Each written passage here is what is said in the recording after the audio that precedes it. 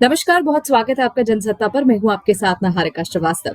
नवरात्रि के 9 दिन मां दुर्गा को पूरी तरह से समर्पित होते हैं। जिन भक्तों को मां को प्रसन्न करना होता है वो व्रत रखते हैं, मंत्रों के जाप करते हैं और कई तरह की चीजें करते हैं ताकि मां प्रसन्न हो। क्योंकि इन 9 दिनों में माना जाता है कि मां दुर्गा घरों में प्रवेश करती है और इसीलिए तमाम जो भक्त हैं वो अच्छी से अच्छे पकवान और अच्छी से अच्छी चीजें करने की लगातार कोशिश करते हैं। और इस त्योहार में आपको बता दें कि यहाँ पर कलश स्थापना का एक अलग महत्व होता है, उसका एक अच्छा मुहूर्त होता है जब तमाम जो भक्त हैं वो कलश स्थापना करते हैं और उसके बाद पूजा जो है वो प्रारंभ होती है। इन तमाम चीजों पर रोशनी डालने के लिए, बेहतर तरीके से हमें समझाने के लिए हमारे साथ ज्योतिष आचार्य पंडित अमित पांडे जी जुड़ रहे हैं, जो हमें बताएंगे कि क्या कुछ इस बार खास होने वाला है। पंडित जी, आपका बहुत बहुत स्वागत है। जी, धन्यवाद आपका। सबसे पहले मैं यही पूछना चाहूंगी कि कलश स्थापना का इस त्योहार में अलग ही महत्व होता है और जो तमाम जनता है वो यही जानना चाहती है कि इस बार कलश स्थापना का सबसे अच्छा मुहूर्त और शुभ मुहूर्त क्या कुछ होने वाला है। देखिए, 2023 का यह जो शारदीय नवरात्र है, यह 15 अक्टूबर रविवार से शुरू होने जा रहा है, जो अगले 9 जी। दिन मतलब 23 अक्टूबर सोमवार तक रहने वाला है। सबसे हम्म। प्रमुख कार्य जो नवरात्र में होता है, जब भक्त व्रत करते हैं, तो व्रत का जो शुरुआत, पूजन की जो शुरुआत है, वह कलश स्थापना के साथ होती है। तो हम्म। नवरात्रि का कलश स्थापना का जो मुहूर्त है वह रविवार 15 अक्टूबर के दिन होना सुनिश्चित है। उसी दिन कलश स्थापना के शुभ मुहूर्त है। जो शुभ मुहूर्त है, पर के दिन प्रातः काल 6:21 पे, ये समय आप नोट कर लें, 6:21 से लेकर के 10:12 तक अवधि है, कुल 3 घंटे 50 मिनट की। अच्छा मुहूर्त है, क्योंकि सूर्योदय 6:21 पे हो जाने वाला है। अच्छा, एक बात और, ये मुहूर्त मैं जो बता रहा हूँ, ये दिल्ली के समय के अनुसार, दिल्ली में सूर्योदय 6:21 पे जी। है, 15 अक्टूबर रविवार के दिन।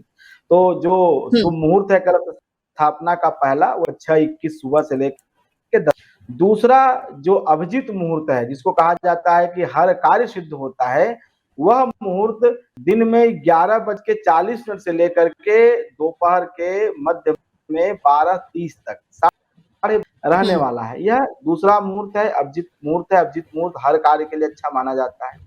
इसके जी। अलावा इसको दिन में समय न मिले, तो चूंकि कलश स्थापना में निहारिका जी कुछ नियम है, कंडीशन है, और कंडीशन होती है कि कलश स्थापना हमेशा प्रतिपदा मुहूर्त में करना चाहिए, दुस्वभाव जी। लग्न या स्थिर लग्न में करना चाहिए। तो जो तीसरा मुहूर्त है शाम वाला, वह कुंभ लग्न का सुनिश्चित हुआ है, और कुंभ लग्न में भी आप जो है कर सकते हैं, इसमें कोई दिक्कत नहीं है। तो कुंभ लग्न की जो स्थिति बन रही है, वह शाम को 3:02 से लेकर के 4:29, 3:02 से 4:29 तक कुंभ लग्न है।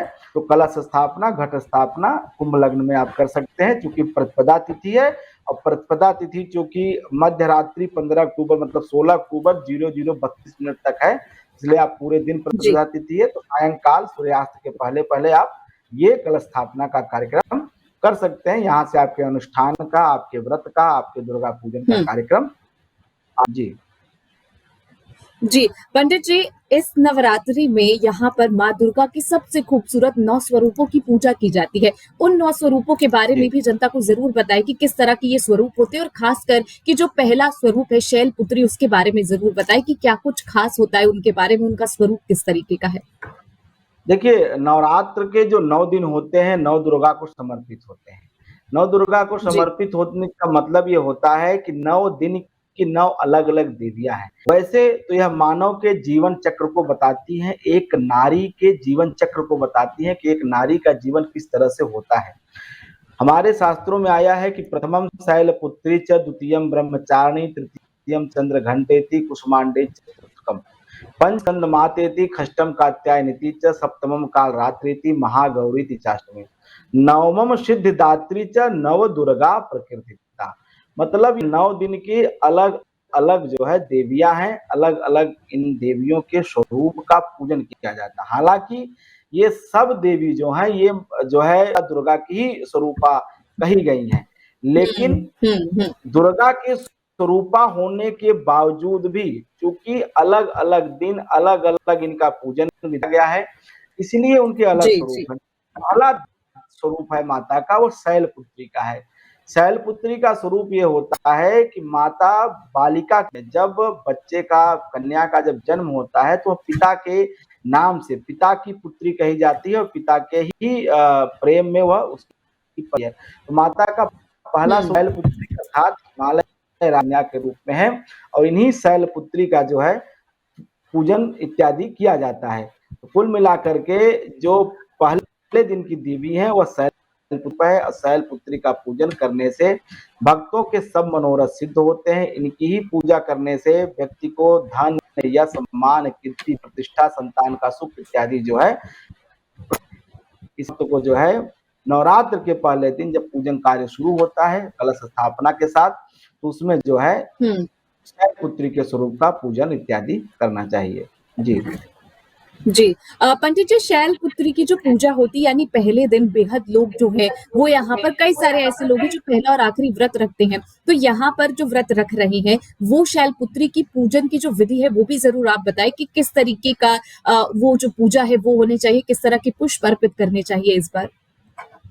देखिए महागौरी से लेकर के शैलपुत्री तक सब दुर्गा की ही स्वरूपा है। जी। पहले दिन का पूजन खास होता है क्योंकि कहा गया है कि शुरुआत अगर अच्छी हो जाए, जैसे आप दिन की शुरुआत जी। अगर अच्छी कर लेते हो तो ऐसा मन पास आ जाता है कि अब मेरा पूरा दिन ठीक जाएगा। उसी तरह से जब कोई कार्य आप करते हैं और शुरू में अगर शुभता आ जाए, सारे काम बन जाए तो पूरा आपका कार्य जो है सिद्ध होगा, उसकी पूर्णता होगी। बिल्कुल। तो नवरात्र के पहले दिन जो व्रत करते हैं, जो पूजन करते हैं, तो शैलपुत्री के स्वरूप की पूजन करें, मतलब 5 वर्ष तक के कन्या का है। उसमें क्या होता है कि आप माता का चित्र रखें, खास करके ऐसा चित्र जो जी। माता का गौर वर्ण है, ठीक है? महागौरी के हम्म शैलपुत्री के स्वरूप में जो बैठी हुई है, विराजमान है, ऐसे स्वरूप का पूजन करें। गुड़हल के फूल और सफेद रंग की जो वस्तु है, खास करके जो इत्यादि हम्म। पकवान है, ये नैवेद्य में समर्पित करें। इसके अलावा माता शैलपुत्री के जो मंत्र हैं, जप इत्यादि मंत्रों से उनका पूजन करें, तो निश्चित रूप से भगवती दुर्गा की जो है कृपा आपको प्राप्त होगी, इसमें कोई दो राय नहीं है। प्रथम स्वरूप का पूजन माता शैलपुत्री के स्वरूप में किया जाता है। जी। पंडित जी, आपने यहाँ पर मंत्रों की बात की और मंत्रों का जाप जो है वो हमारे हिंदू धर्म में बेहद ज्यादा अहम माना जाता है और ये माना जाता है कि अगर हम पूजा करें, ध्यान करें और मंत्रों का उच्चारण करें तो मन हमेशा साफ रहते जी, हैं, दिल हमेशा साफ रहता है और गलत जो बिल्कुल, विचार बिल्कुल, है वो बिल्कुल, नहीं आते। तो शैलपुत्री का बिल्कुल। जो मंत्र है वो हमें जरूर बताएं और दर्शकों को बताएं कि किस तरीके का मंत्र को ले और क्या कुछ मंत्र जो होता है उसके महत्व और साथ ही उसका अर्थ भी जरूर बताएं।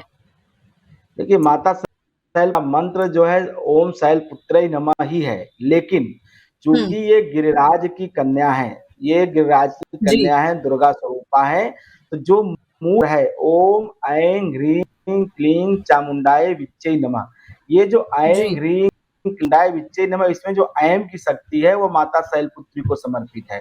और ये जो हम्म बाकी ह्रीं क्लीं, ये जो बाकी अक्षर हैं 3, ये महाकाली, महालक्ष्मी, महासरस्वती, चामुंडई, मतलब इसमें पंच तत्व क्षिति जल पावक गगन समीर, मतलब वायु पृथ्वी हम्म। अग्नि आकाश जल, ये जो पंच तत्व कहे गए हैं ये सबका जी। समावेश ये 9 अक्षर के मंत्र हैं।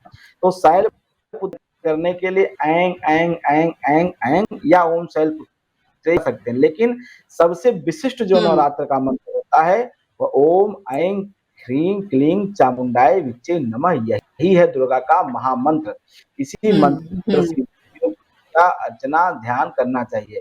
जैसे कुछ लोग कर्मकांड नहीं कर सकते हैं, स्नान आदि नहीं करा सकते हैं, पूजन पाठ करके बैठ के नहीं कर सकते, इसलिए कंसंट्रेशन नहीं है। तो हम्म। जहाँ रहे, जिस अवस्था जिस आसन में रहें, वहाँ आपको केवल जी। ऐं ऐं ऐं इस हुँ, तरह का हुँ, उच्चारण करते रहें तो उनकी पूजा जो है ज़रूर स्वीकार होगी।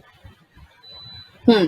पंडित जी, यहाँ पर भोग का भी बहुत महत्व होता है, तो पहले दिन शैलपुत्री को क्या कुछ भोग लगाना चाहिए और किस तरीके का जो भोजन है वो भी लोगों को ग्रहण करना चाहिए? क्योंकि तमाम जो लोग हैं वो कोशिश तो करते हैं व्रत रख लें, लेकिन कई लोग जो है वो व्रत नहीं रख पाते, लेकिन मन से चाहते हैं कि वो पूरी तरीके से पूजा करें। तो उनके भोजन भी किस तरह होने चाहिए और साथ ही पहले दिन किस तरीके का भोग तैयार करना चाहिए? देखिए पहले दिन का जो पूजन है वह कलश स्थापना से शुरू होता है। उस दिन व्रत रहना हुँ, चाहिए सबको। देखिए शास्त्र में ऐसा कहा गया है कि अल्पाहारव यताहारव तन मनस्कव समाहितव, मतलब निराहार रहिए, मतलब कुछ मत ग्रहण करिए, जी जी। अल्पाहार रहिए, मतलब थोड़ा बहुत खाइए, यथाहार यथा होता है कि जैसी आपकी जरूरत है, शारीरिक जैसी आपकी शक्ति है उस तरह से आप व्रत करिए। लेकिन प्रमुख शर्त है, हम्म। जो मुख्य जो कंडीशन है वह है तन मनस्कव समाहित, अपने मन वाणी कर्म को समाहित करके आपके चरणों में ध्यान लगाइए। यह जो है पूजा करने का, हम्म। व्रत करने का मुख्य नियम है। लोग व्रत तो करते हैं लेकिन तन और मन को समाहित करने का प्रयास नहीं करते, एकाग्र करने का प्रयास नहीं जी करते, जी। केवल क्या करते रह जाते हैं और फिर जो है उनकी जो मना है वो आधी अधूरी होती है।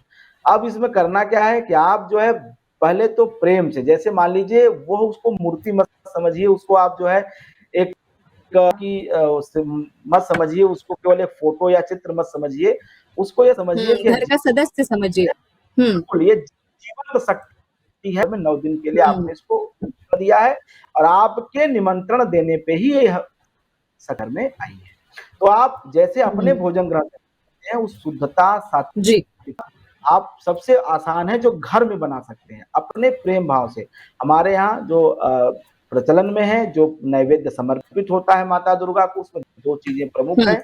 एक हलवा बनाना चाहिए, एक जो है इसके साथ खीर, खीर और हलवा का नैवेद्य जरूर 9 हम्म। दिन में नैवेद्य के स्वरूप में प्रयोग करना चाहिए। इसके अलावा अलग अलग 9 दिन में आप कर सकते हैं नैवेद्य के स्वरूप में। कभी आपने सेब का प्रयोग किया, कभी आपने केले का प्रयोग किया, जी। क्योंकि 9 दिन देवियां हैं बच्चे का, चूंकि मैंने क्या शुरू में कहा कि नारी शक्ति का ही हम्म। महास्वरूप है माता दुर्गा, उसी के विकास क्रम की यात्रा है।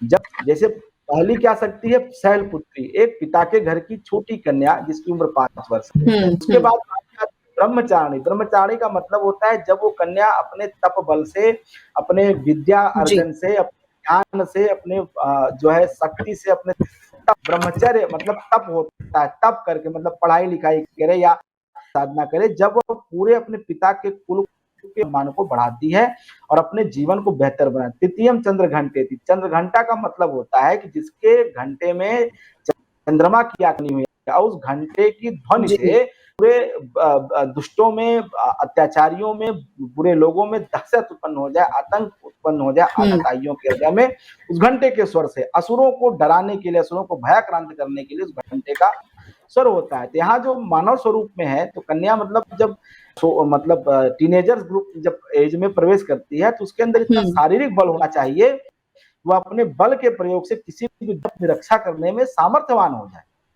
आगे बात आती हम्म। है कुमांडा की, या कुसुमा सा उष्मा। संसार की जो उष्मा है निहारिका जी, वो समस्त जी। उसके गर्भ में समाहित है। मतलब जब एक हम्म। कन्या में नई सृष्टि को सृजन करने का सामर्थ्य उत्पन्न हो जाता है, वह कुष्मांडा की हम्म। स्वरूप, यहीं से नव सृजन, नई सृष्टि है एक स्त्री से, एक कन्या से। तो ये माता कुष्मांडा के स्वरूप का पंचम स्कंद मातेती, 5वीं शक्ति होती है वो स्कंद हम्म। माता की है। अब स्कंद माता कौन है? जब एक बाल जो बालक को जन्म देने वाली स्त्री होती है, जब वही जी। में कन्या या पुत्र की माता बन जाती है तो स्कंद माता की स्वरूप हो जाती है। हम्म। खष्टम कात्यायनी तीज, कात्यायनी का स्वरूप होता है कि जब वह स्वयं एक संसार को निर्माण करती है, रचती है, मतलब अपने बच्चे को पढ़ाती है, लिखाती है। कात्यायनी की कन्या माता दुर्गा हुई कात्यायनी जिनका नाम है। उन्होंने किस तरह से एजुकेशन को, शिक्षा की पद्धति को, संस्कार को, अपने अपने अंदर के संस्कार को आगे ले गए, कैरी फॉरवर्ड किया, अपने संस्कार को, अपनी शिक्षा को, अपने ज्ञान को अपनी आने वाली पीढ़ी के मन में बीजारोपित किया। यह माता का स्वरूप है जो कि छठी शक्ति है। 7वीं शक्ति है कालरात्रि। कालरात्रि के बारे में कहा जाता हम्म। है कि ये विध्वंसकारी शक्ति है। ये शक्ति ऐसी है जो अपने संतान की रक्षा के लिए किसी भी हद से गुजर सकती है। मतलब लाज लज्जा किसी की परवाह नहीं है, इन्हें सिर्फ अपनी संतान के सुख दिखाई देता है, उसकी शुभता दिखाई देती है। यही शक्ति होती है जब एक प्रौढ़ हम्म। महिला होती है 35 साल 40 साल की एज की, जो अपने परिवार के रक्षणार्थ कुछ भी करने को और हर तरह से उद्यत रहती है। ये जो है 7वीं शक्ति है कालरात्रि की। 8वीं शक्ति कही गई है महागौरी चाष्टमी। महागौरी मतलब गौरवर्ण, मतलब जब माता हिमालय के यहाँ जब पैदा हुई तो उन्होंने भगवान शिव को पति के रूप में प्राप्त करने के लिए जब खूब तपस्या की तो उनका भूख से और तप की शक्ति से ज़्यादा उन्होंने तप किया, कितना धूप, पानी, अग्नि वर्षा का प्रकोप उनके ऊपर रहा, इतने वर्ष के बाद उनका शरीर काला हो गया। फिर भगवान शिव ने स्नान कराया तो उनका रंग एकदम गौर वर्ण हो गया, तो महागौरी कहलाई, जो सदा शिव के साथ ही निवास करती हैं। महागौरी का निवास, महागौरी का स्थान हमेशा शिव के वामांग में होता है। अब मतलब ये चौथा जो 8वां जो स्वरूप है, ये क्या होता है? आप देखिए, जीवन साथी का जो मुख्य पहलू होता है, जब यह जीवन के चौथे चरण में, मतलब संन्यास आश्रम के, वानप्रस्थ आश्रम में उस जीवन साथी की कीमत समझ में आती है। अगर वह, जो लोग जीवन साथी का मुख्य जो किरदार चौथेपन में समझ में आता है, लाइफ उस स्टेज में जब उसको मॉरल सपोर्ट की जरूरत होती है, जब उसको वाकई में छोटी छोटी चीज के लिए, तो वो महागौरी के जी, स्वरूप जी। में हमेशा साथ रहती है। मतलब अपने पति को हमेशा समझाती है कि भैया बच्चे से कैसे बात करना है, बच्चे अगर गलत कर रहे हैं तो उनके साथ कैसे व्यवहार करना है, उनकी मेडिकल हुँ, ट्रीटमेंट करनी, कौन सी दवा लेनी है, किस, माने एक तरह से पूरी सृष्टि ही समाई हुई है स्त्री में, और ये संसार ही स्त्रीमय है। तो इन बातों को हमारे सनातन धर्म ने वैज्ञानिकता के साथ, हमारे समाज में होने वाली आदिकाल से घटनाओं के साथ, हमारे जीवन चक्र से जोड़ के रखा है। ये शक्तियां यूं ही नहीं हम उठ जी, के आए और कुछ जी। भी कहते। ये महागौरी का अब अंतिम क्या है? नवमम सिद्धिदात्री। सिद्धि का मतलब होता है संपूर्णता प्राप्ति। जब एक महिला अपने जीवन के आखिरी चरण में होती है, तो अपने जीवन के किए गए सभी कार्य उसको याद आते हैं, और वह किस तरह घरों को, आके घर के मान सम्मान को बढ़ाते हुए अपने पति के गृह में आती है, किस तरह से उसके वंश की वृद्धि करती है, किस तरह से उसको बनाती है एक हुँ, महालक्ष्मी की स्वरूप करके, उस और सरस्वती की स्वरूपा होकर उसके बच्चों को शिक्षा, मैंने एक पूरी तरह से अपने कार्यों को सिद्ध करते हुए इस करके और परलोक को सुधार जाती है, अपनी आत्म उन्नति करने गोलोक चली जाती है, या यूं समझे मोक्ष को प्राप्त कर लेती है, मतलब सिद्धि हो जाती हुँ, है। ये स्वरूप मैंने बताया निहारिका जी, एक नारी जीवन का एक चक्र है कि किस तरह से इस हुँ, समाज में बिल्कुल। वही शक्ति की प्रतीक है, और उसी शक्ति के अंदर ये सामर्थ्य है कि नव शक्ति नव सृष्टि का सृजन कर सकती है। और एक बताता हूँ कि वैज्ञानिक क्यों है इतना? अभी सितंबर का महीना चल रहा है, अच्छा होगा कि हुँ, सितंबर और अक्टूबर के महीने में ही जो है नवरात्र पड़ता है। कभी ऐसा जनवरी फरवरी ऐसा नहीं होता है। ये जो शारदीय हुँ, नवरात्र हुँ, हमेशा हुँ। ही आते हैं। उसका कारण यह है कि अंतरिक्ष में जो सौरमंडल है, जब कन्या का जी। होगा, सूर्य जब कन्या राशि में प्रवेश करता है, तभी जो है नवरात्र पड़ते हैं। कन्या स्त्री राशि है, तो इस समय पृथ्वी के अंदर, हमारी धरती माता के अंदर जो स्त्रियोचित गुण है, स्त्री गुण है, वो बढ़ जाता है। मौसम आप देखिए, गर्मी और वर्षा के ऋतु से मुक्ति, थोड़ी थोड़ी मौसम बहुत सुहावना होने लगता है, ठंड धीरे धीरे, मतलब गुलाबी ठंड बढ़ने लगती है, तो एक तरह से प्रकृति शीतल होने लगती है, रात की वृद्धि होती है। 23 सितंबर को जैसा आप जी, जानते हैं दिन रात होते हैं, यहाँ से रात्रि की वृद्धि होनी शुरू होती है। तो कुल हाँ। मिलाकर के नवरात्र का पर्व शक्ति का पर्व है। ये नवरात्र का पर्व नारी शक्ति के लिए, मातृ शक्ति के वंदन दिन है।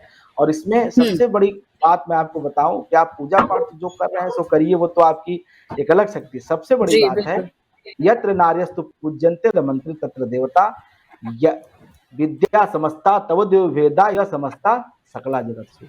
संसार के समस्त स्त्रियों में माता का ही निवास है, माता की रूपा है, चाहे वो रूपवान है, चाहे कुरूप, चाहे बहुत पढ़ी लिखी हैं, चाहे अनपढ़ हैं, चाहे बड़े कुल वंश हुँ, की हैं, चाहे बहुत छोटे कुल वंशकार की हैं, सब में माता का समान वास है। वो किसी भी स्थिति में है, वो पूजनीय है, वंदनीय है। किसी स्त्री का, किसी नारी का अनादर न करें तो निश्चित रूप से वैसे ही आप दुर्गा की कृपा के पात्र बनेंगे। जी।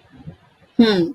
पंडित जी, आपने जो इतनी बातें करी वो बेहद सुंदर थी और सबसे सुंदर बात आपने यही कही कि जो स्त्री में पूरी सृष्टि जो है वो समाई हुई है और खास करके जी। लोगों को ये समझने की ज़रूरत है कि सिर्फ़ पूजा-पाठ से ही नहीं, आपका मन और आपका जो चित्त है वो पूरी तरह से स्त्री को लेकर सम्मानजनक होना चाहिए, किस तरह बिल्कुल, सम्मान करना चाहिए, इन बिल्कुल, तमाम चीज़ों पर बिल्कुल। रोशनी आपने डाली है, बहुत सुंदर बातें करी। फिलहाल पंडित जी, इन तमाम चीज़ों को देखते हुए मैं ये भी पूछना चाहूँगी कि कई सारे ऐसे लोग हैं जिनके जीवन में कुछ ना कुछ चीज़ें जो हैं वो सही नहीं चल रही होंगी और ऐसा माना जाता है कि बिल्कुल, पूजा पाठ अच्छी तरीके करने से और इन तमाम चीजों से आप भगवान के और नजदीक चले जाते हैं। तो इस दौरान जिन लोगों को कुछ परेशानी है, चाहे किन्हीं लोगों को बच्चे नहीं हो रहे, किन्हीं लोगों को नौकरी नहीं मिल रही, कई लोग करियर में अच्छा नहीं कर रहे, इन तमाम चीजों के लिए इस नवरात्रि में लोग क्या कुछ खास कर सकते हैं?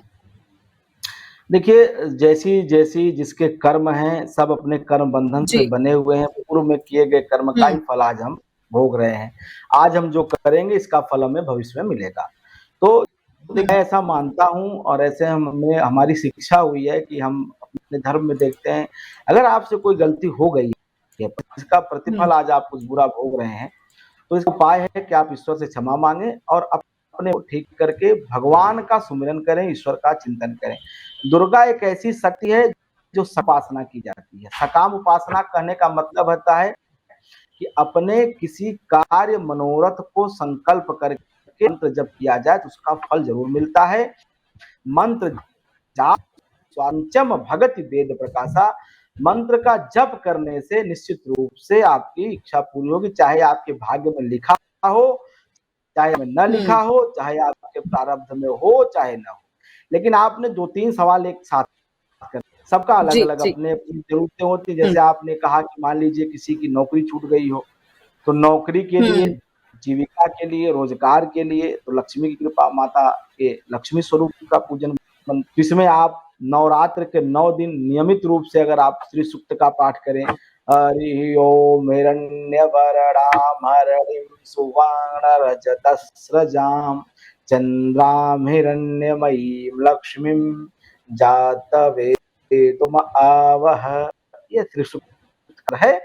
इस हुँ, मंत्र से लेकर के यह शुचि प्रयतो भूत्वा जुह्यादाजमन्योऽहं सुक्तं पंचदशविधं च श्रीकामः शततम जपेत। ये 16 मंत्र अगर नियमित रूप से पढ़ें आप जी। 16 बार 9 दिन तो निश्चित रूप से मुक्ति मिलती है, रोजगार की प्राप्ति होती है। दूसरी बात, दुर्गा सप्तशती के लास्ट में सिद्धि कुंज का स्त्रोत दिया हुआ है। हुँ, सिद्धि कुंज का स्त्रोत का पाठ अगर नवरात्र पर्यंत 108 बार किसी खास संकल्पित करके किया जाए, हुँ, लक्ष्य तय करिए कि मुझे क्या चाहिए, क्योंकि मैंने पहले कहा कि दुर्गा की आराधना, शक्ति की उपासना सकाम भाव से किया जाता है। निष्काम भी किया जाता है लेकिन सकाम अधिक, क्योंकि शक्ति है और शक्ति के बिना संसार कल्पना भी संभव नहीं है। आप देखे होंगे कि मर्यादा पुरुषोत्तम स्वयं श्री राम परमात्मा के परम पूर्ण ब्रह्म के स्वरूप रहे, लेकिन जब रावण का वध जी। करना हुआ तमिलनाडु में उन्होंने माते शक्ति की उपासना की, रामेश्वरम की जब हुँ, स्थापना की उसके बाद शक्ति पूजा की। बिना शक्ति पूजा के कभी भी किसी भी व्यक्ति ने सफलता नहीं प्राप्त की है, विजय प्राप्त नहीं की है। विजय का जो आधार है वो शक्ति है। अगर आप में शक्ति नहीं होगी, विजय प्राप्ति नहीं हो सकती है। चाहे वो अपने जी। अंदर के राक्षसों को मारना हो, चाहे बाहर के राक्षसों का वध हो, कोई शक्ति को संभव नहीं है। तो जो लास्ट में दुर्गा सप्तमी सिद्ध कुंजिका दिया हुआ है, सिद्ध कुंजिका को हुँ, आप 108 पाठ पाठ 1100 पाठ ऐसा जैसी आपकी मनोरथ हो, उस हिसाब से नवरात्र के 9 दिन में आप उसको विभाजित कर लीजिए और उसके बाद संकल्प करके नियमित रूप से आप उसका पाठ करें। निश्चित रूप से जो कोई मनोकामना है, यम यम हुँ, चिंतयते हुँ, कामं तम तम प्राप्नोति निश्चितम। जो सोचा है सब हो जाएगा। कोई फर्क नहीं पड़ता कि आपकी इच्छा क्या जी। है, किसको नुकसान होगा, किसको लाभ होगा। माता सिर्फ अपने बच्चे का भला देखती है, उसको नीति, नियम, धर्म, अधर्म देखता है उसको। जी। हुँ। पंडित जी, आपने शक्ति पूजन की बात की, तो इस शक्ति पूजन में किन बातों का खास तौर पर ध्यान रखना चाहिए? क्योंकि अक्सर हमें कुछ बातें जो है नहीं पता होती, जिसकी वजह से गलती हो जाती है, कुछ त्रुटि रह जाती है, तो उसके बारे में भी कुछ बताएँ कि इस बार पूजा में किन बातों का ध्यान रखना चाहिए हम सभी को?